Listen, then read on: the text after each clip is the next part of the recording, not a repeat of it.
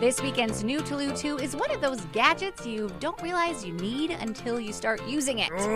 If you're someone who's constantly trying to blow out or wipe down your gadgets, or maybe you're someone who buys can after can of compressed air, the Wolfbox MF100 compressed air duster might be your new solution. This rechargeable power gadget delivers a mighty blast of air with 3-speed settings that make quick work of dusty keyboards, computer towers, car interiors, ceiling vents, and outdoor gear. It's lightweight, easy to handle, and the included nozzles make it simple to tackle everything from delicate electronics to hard-to-reach corners. But really the best part of the Wolfbox compressed air duster is the ease of it all.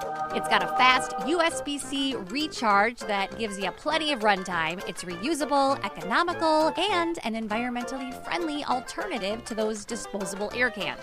So whether you're a tech enthusiast, a DIYer, or someone who just likes to keep things clean and dust-free, the Wolfbox MF100 is a versatile tool that might just become a permanent pal in your cleaning routine.